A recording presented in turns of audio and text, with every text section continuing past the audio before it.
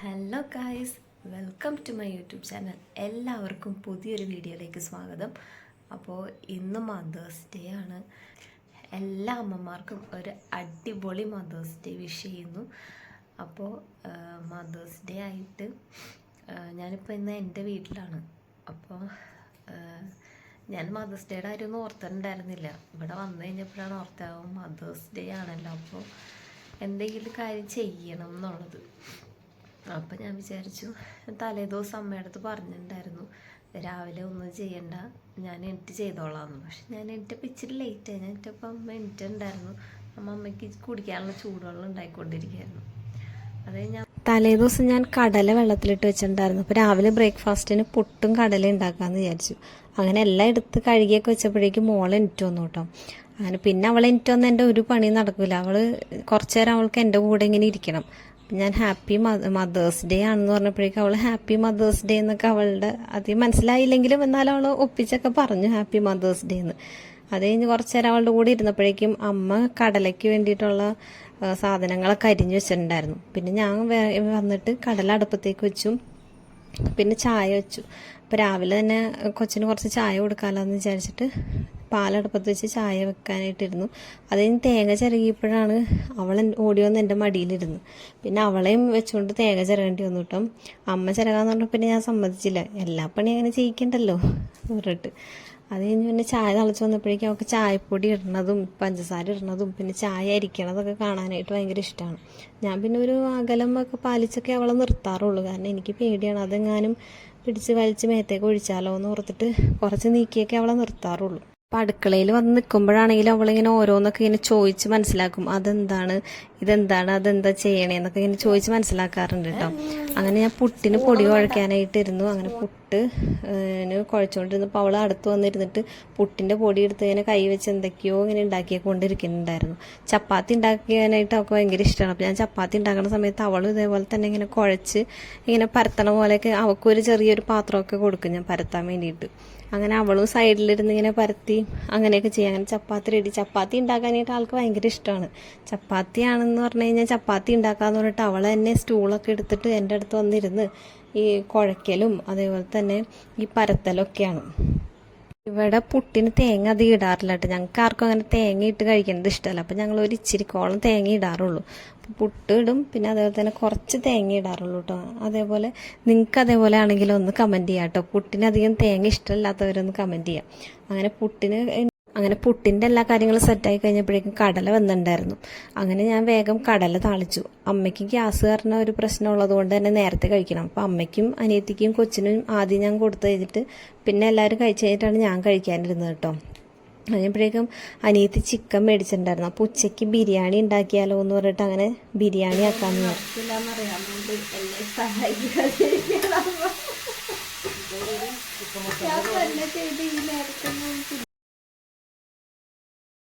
എനിക്ക് ബിരിയാണി ഉണ്ടാക്കാനായിട്ട് അത്ര വശമൊന്നുമില്ല, അതുകൊണ്ട് തന്നെ അമ്മ അടുത്ത് നിന്നിട്ട് ഓരോന്നൊക്കെ ഇങ്ങനെ പറഞ്ഞു തരായിരുന്നു കേട്ടോ.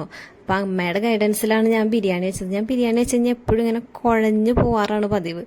അതുകൊണ്ട് തന്നെ എനിക്ക് ഒരു കോൺഫിഡൻസ് കുറവുണ്ടായിരുന്നു. പിന്നെ ഞങ്ങൾ കുക്കറിലാണ് ഇത്തവണ ബിരിയാണി അരി സെറ്റാക്കിയത്.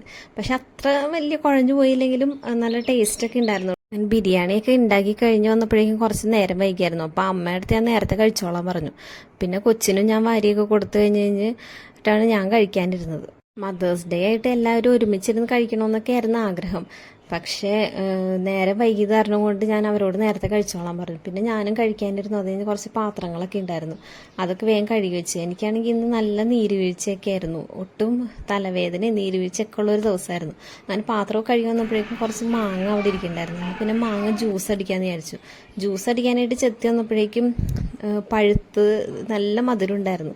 അപ്പം ഞാൻ കഴിച്ചു നോക്കിയപ്പോഴേക്കും എന്നാൽ പിന്നെ വെറുതെ എന്തിനാ ജ്യൂസ് അടിക്കണം, അത് കട്ട് ചെയ്ത് കഴിക്കാമെന്ന് ഓർത്തിട്ട് മാങ്ങയൊക്കെ കട്ട് ചെയ്ത് എല്ലാവർക്കും കൊണ്ടുപോയി കൊടുത്ത് അങ്ങനെ എല്ലാവരും അതൊക്കെ കഴിച്ച് ഇത് എൻ്റെ വീട്ടിലുണ്ടായ മാങ്ങയാണ് കേട്ടോ. ഇത് അധികം പഴുത്ത് കഴിഞ്ഞാൽ മിക്കവാറും പുഴു ഉണ്ടാവാറാണ് പതിവ്. അതോർത്തിട്ടാണ് ഞാൻ കുറച്ച് ഭാഗം എടുത്തിട്ട് ജ്യൂസ് അടിക്കാന്ന് വിചാരിച്ചത്. പക്ഷേ കട്ട് ചെയ്തപ്പോഴേക്കും പുഴു ഒന്നും ഉണ്ടായിരുന്നില്ല, നല്ല മധുരം ഉണ്ടായിരുന്നു. അങ്ങനെ ഞങ്ങൾ എല്ലാവരും കൂടി അത് കഴിച്ചു. പിന്നെ ഒരു ഉച്ചമയക്കമൊക്കെ കഴിഞ്ഞപ്പോഴേക്കും ചായ കുടിക്കായിരുന്നു.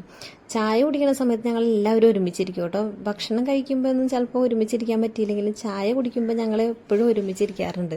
എന്നിട്ട് ഓരോ വിശേഷങ്ങളും ഒക്കെ പറഞ്ഞ് ഇങ്ങനെ ചായ കുടിക്കുമ്പോൾ എല്ലാവരും ഒരുമിച്ചിരുന്ന് കഴിക്കാനായിട്ട് എപ്പോഴും ശ്രദ്ധിക്കാറുണ്ട് കേട്ടോ.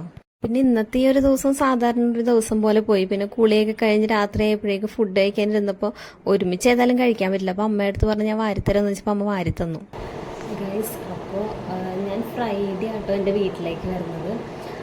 വീട്ടിലേക്ക് വന്നപ്പോഴും ഞാൻ മദേഴ്സ് ഡേയുടെ കാര്യമൊന്നും ഓർത്തിട്ടുണ്ടായിരുന്നില്ല. അപ്പോൾ പിറ്റേ ദിവസം ആയപ്പോഴേക്കും എൻ്റെ അനിയത്തിയാണ് പറഞ്ഞ മദേഴ്സ് ഡേ അല്ലേ, അപ്പോൾ അമ്മയ്ക്ക് എന്തെങ്കിലും ഒരു ഗിഫ്റ്റ് മേടിച്ചു കൊടുക്കണ്ടേന്ന് പറഞ്ഞിട്ട്. പിന്നെ ആൾക്ക് കൂടുതലും ഇഷ്ടം ഉടുത്തൊക്കെ പോകാനൊക്കെ ഇഷ്ടം സാരിയാണ് ഇഷ്ടം. പിന്നെ നമ്മുടെ ബഡ്ജറ്റും അത്ര ഇതില്ലാത്ത കാരണം കൊണ്ട് പെട്ടെന്നല്ലായിരുന്നു, കാരണം ഓർത്തിരുന്നില്ല, മദേഴ്സ് ഡേയുടെ കാര്യമേ വിട്ടുപോയേക്കായിരുന്നു.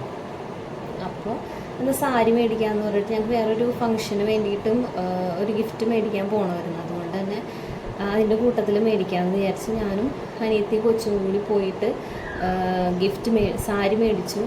അപ്പോൾ അതിൻ്റെ ഒരു കുഞ്ഞു വീഡിയോ ഞാനിവിടെ ഇടാം, നിങ്ങളതൊന്ന് കണ്ടിട്ട് കേട്ടോ.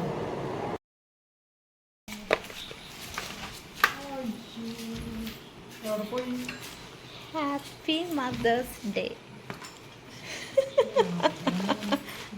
അങ്ങനെയല്ല, വീഡിയോയിൽ സന്തോഷം കാണിക്കണം. ആൾക്ക് എന്തിനാ കാശ് കളഞ്ഞത് മേടിച്ചെന്നൊക്കെ ആയിരുന്നു കേട്ടോ ഡയലോഗ്. പക്ഷെ ആൾക്ക് ഇഷ്ടമായിരുന്നു മേടിച്ചത്.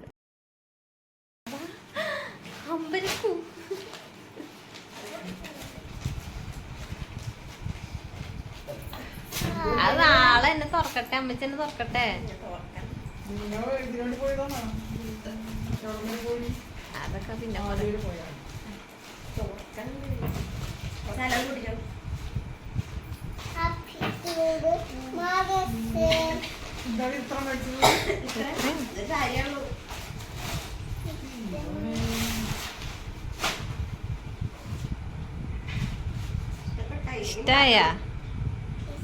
ഇഷ്ടായ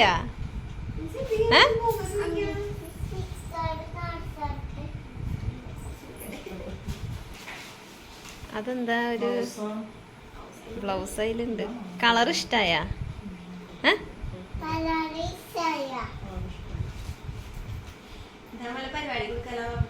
അപ്പോൾ ഇന്നത്തെ ഈ മദേഴ്സ് ഡേയുടെ ദിവസം ഇപ്പോൾ ഇവിടെ അവസാനിക്കാറായി. പക്ഷേ വീഡിയോ അവസാനിപ്പിക്കുന്നതിന് മുമ്പ് എനിക്ക് അമ്മേനെക്കുറിച്ച് കുറച്ച് കാര്യങ്ങൾ പറയണമെന്നുണ്ട്. ഇന്നത്തെ ഒരു ദിവസം അമ്മേനെ കൊണ്ട് ഒന്നും ചെയ്യിക്കാണ്ട് പണി മൊത്തം ഞാൻ തന്നെ ചെയ്യണം എന്നൊക്കെ വിചാരിച്ചാണ് ഇരുന്നത്. അതേപോലെ അങ്ങനെ തന്നെയാണ് തലേ ദിവസം ഞാൻ അമ്മയുടെ അടുത്ത് പറഞ്ഞത്, നാളെ ഒന്നും ചെയ്യണ്ട, ഞാൻ തന്നെ എല്ലാം ചെയ്തോളാം, ഞാനും അനിയത്തിയും കൂടെ എല്ലാം ചെയ്തോളാം എന്നുള്ളത്. പക്ഷേ നമ്മൾ എന്തെങ്കിലും ചെയ്യുമ്പോൾ നമ്മുടെ അമ്മമാർ വെറുതെ നോക്കിയിരിക്കില്ല എന്നുള്ളത് എല്ലാവർക്കും അറിയാവുന്ന കാര്യമാണ്. അപ്പോൾ അതുകൊണ്ട് തന്നെ ഞാൻ എന്തെങ്കിലും ചെയ്യുമ്പോഴും ഓരോ സഹായം എന്ന് പറഞ്ഞ് വന്നിട്ട് എൻ്റെ അടുത്തുനിന്ന് ഓരോന്നൊക്കെ ചെയ്ത് തന്നുകൊണ്ടിരിക്കുകയായിരുന്നു. അപ്പോൾ അമ്മ കൂടെ നിൽക്കണതും എനിക്കൊരു ബലം തന്നെയാണ്. കാരണം ഒറ്റയ്ക്ക് ചെയ്യുമ്പോൾ എന്തെങ്കിലുമൊക്കെ ഉണ്ടാക്കുമ്പോഴാണെങ്കിലും ചീത്തയായി പോകുമോ എന്നുള്ളൊരു ഡൗട്ട് എനിക്കും ഉണ്ടായിരുന്നു. പക്ഷെ അമ്മ കൂടെ ഉള്ള കാരണം കൊണ്ട് അതങ്ങനെ പോയി. അപ്പോൾ അമ്മയ്ക്ക് വീഡിയോയിൽ വരാനൊക്കെ അത്ര ഒരു താല്പര്യമില്ലാത്ത ആളാണ്. അതുകൊണ്ടാണ് ഞാൻ വീഡിയോസിൽ കൂടുതൽ അമ്മേനെ കാണിക്കാഞ്ഞത്. ഇനി ചിലപ്പോൾ പോകെ വരുമായിരിക്കും ആൾ. ഇപ്പോൾ ഫസ്റ്റ് ഇങ്ങനെ ഒരു വീഡിയോയിലൊക്കെ വരിക എന്ന് പറയുമ്പോൾ ആൾക്കൊരു ചമ്മലും ഒരു ഇതൊക്കെയാണ്. അതുകൊണ്ടാണ് അമ്മയുടെ വീഡിയോസ് ഞാനിതിൽ കൂടുതലും കാണിക്കാതിരുന്നത്. ശരിക്കും മദേഴ്സ് ഡേ ആണ്, അവരുടെ വീഡിയോ ആണ് കാണിക്കേണ്ടത്. പക്ഷേ അമ്മയ്ക്ക് അങ്ങനെ ഒരു താല്പര്യമില്ലാത്തതുകൊണ്ട് ഞാൻ അധികം നിർബന്ധിക്കാൻ നിന്നില്ല. അമ്മേനെക്കുറിച്ച് പറയാനാണെങ്കിൽ ഈ ഒരു കുറച്ച് സമയമൊന്നും മതിയാവില്ല. കാരണം അത്രത്തോളം ഉണ്ട് അമ്മേനെക്കുറിച്ച് പറയാനുള്ള കാര്യങ്ങൾ. ശരിക്കും അമ്മേനെക്കുറിച്ച് പറയുമ്പോൾ ഞാൻ ശരിക്കും ഇമോഷണലാവും. എൻ്റെ ഒരു റോൾ മോഡൽ തന്നെ അമ്മയാണ്. കാരണം ഞാനൊരു അമ്മയ്ക്ക് എന്തൊക്കെ ചെയ്തു കൊടുത്താലും മതിയാവില്ല. കാരണം അതേപോലെ അത്ര കഷ്ടപ്പെട്ടിട്ടാണ് അമ്മ ഞങ്ങൾ രണ്ടുപേരെയും വളർത്തിയെടുത്തത്. ഞാനൊരു +2 ഒക്കെ കഴിഞ്ഞ് കഴിഞ്ഞപ്പോഴേക്കും അപ്പന് വയ്യാണ്ടായി. പണിക്കൊക്കെ പോകാൻ പറ്റാണ്ടായി. പിന്നെ ആള് ഇവിടെ പണിയൊക്കെ കുറവായിട്ട് ദൂരെയൊക്കെ പോയാണ് പണിയൊക്കെ എടുത്തിട്ടുണ്ടിരുന്നത്. എന്നാലും വയ്യായി കാരണം കൊണ്ട് ആൾക്കധികം പൈസ ഒന്നും ഉണ്ടാക്കാനൊന്നും പറ്റിയിട്ടുണ്ടായിരുന്നില്ല. അപ്പോൾ നല്ല കഷ്ടപ്പാടിലൂടെ തന്നെയാണ് ആ സമയത്ത് പോയിക്കൊണ്ടിരുന്നത്. അപ്പോൾ ആ സമയത്ത് അമ്മ തൊഴിലുറപ്പിൻ്റെ പണിക്ക് പോയി. അങ്ങനെ കുറച്ച് ഇതൊക്കെയായി. പിന്നെ കുടുംബശ്രീ, അങ്ങനെ കുടുംബശ്രീയുടെ ഇതിലൊക്കെ നടന്ന് CDS മെമ്പറായി.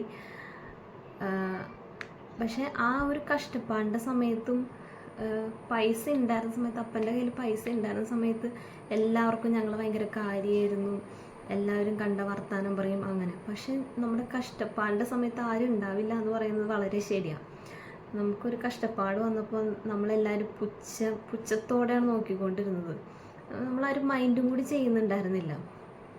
അങ്ങനെ കിടന്ന ആ ഒരു സ്ഥലത്തുനിന്ന് അമ്മ തന്നെ CDS മെമ്പറായി. അവിടെ നിന്ന് ഇവിടുത്തെ വാർഡ് കൗൺസിലർ വരെയായി. അപ്പോൾ ആ ഒരു ഒന്നുമില്ലാത്തതിൽ നിന്ന് എല്ലാവരുടെയും മുമ്പിൽ നിൽക്കാൻ പറ്റുന്ന ഒരാളായിട്ട് അമ്മ മാറി. ശരിക്കും അമ്മേനെക്കുറിച്ച് ഓർക്കുമ്പോൾ എനിക്ക് ശരിക്കും ഒരു പ്രൗഡ് ഫീലിംഗ് ആണ്. അന്ന് ആ ഒരു വാർഡ് കൗൺസിലറായിട്ട് നല്ല ഭൂരിപക്ഷത്തോടുകൂടി ജയിച്ച ആ ദിവസം ഞങ്ങൾക്ക് 2 മക്കൾക്കും ശരിക്കും പറഞ്ഞ ഒരു അഭിമാനത്തിൻ്റെ ഒരു ദിവസമാണ്. കാരണം എല്ലാവരും പുച്ഛിച്ച് നിന്നിരുന്ന സ്ഥലത്തുനിന്ന് അമ്മ അങ്ങനെ ഒരു സ്ഥാനത്തെത്തി. അത് ശരിക്കും പറഞ്ഞാൽ അമ്മയുടെ ആ ഒരു ധൈര്യവും ആ കഴിവും കൊണ്ട് തന്നെയാണ്. പിന്നെ കുറേ സ്ട്രഗിൾസ് ഉണ്ടായെങ്കിലും എല്ലാം തരണം ചെയ്ത് മുന്നോട്ട് പോവുക എന്നുള്ളൊരു ലെസൺ ഞാൻ പഠിച്ചത് അമ്മയിൽ നിന്നാണ്. ഇപ്പോഴും എന്ത് പ്രശ്നം വന്നാലും അത് തരണം ചെയ്ത് മുന്നോട്ട് പോവുക. എന്ത് പ്രശ്നം വന്നാലും അത് നമ്മളെ കൊണ്ട് തരണം ചെയ്യാൻ പറ്റും എന്നൊരു കോൺഫിഡൻസ് എനിക്ക് കിട്ടിയത് അമ്മയുടെ കയ്യിൽ നിന്നാണ്. എൻ്റെ അമ്മ ഒരുപാട് സ്നേഹമൊന്നും അങ്ങനെ എക്സ്പ്രസ് ചെയ്യുന്ന ഒരാളല്ല. ഇങ്ങനെ ഓടി ഒന്ന് കെട്ടിപ്പിടിക്കുക, ഉമ്മ വെക്കുക, അങ്ങനെയൊക്കെ. അപ്പോൾ ഞാൻ ചെറുപ്പത്തിൽ വിചാരിച്ചിട്ടുണ്ട് എൻ്റെ ഫ്രണ്ട്സിൻ്റെ അമ്മയൊക്കെ ഇങ്ങനെ അവരുടെ മക്കളെ ഇങ്ങനെ ഉമ്മ വയ്ക്കുകയും കെട്ടിപ്പിടിക്കുകയൊക്കെ ചെയ്യുമ്പോൾ ഞാൻ ഓർത്തിട്ടുണ്ട് അമ്മയ്ക്ക് എന്ത് സ്നേഹമില്ലേ, എന്താ അങ്ങനെ ഞങ്ങൾ ഉമ്മ വയ്ക്കാത്ത കെട്ടിപ്പിടിക്കാത്തതെന്ന്. പക്ഷെ അമ്മ ആ ഒരു രീതിയിലല്ല, അല്ലാത്ത രീതിയിലാണ് ഞങ്ങളോട് സ്നേഹം പ്രകടിപ്പിക്കുന്നതെന്ന് എനിക്ക് കുറച്ചും കൂടി ഒരു പ്രായമായപ്പോഴാണ് മനസ്സിലായത്. അതിങ്ങനെ ഇങ്ങനെ ഉമ്മ വയ്ക്കുക, അതിലൂടെ മാത്രമല്ല സ്നേഹം എന്നുള്ളത് എനിക്ക് മനസ്സിലായത് കുറച്ചും കൂടി വലുതായ പിന്നെയാണ്. പിന്നെ അമ്മ വളരെ കുറച്ച്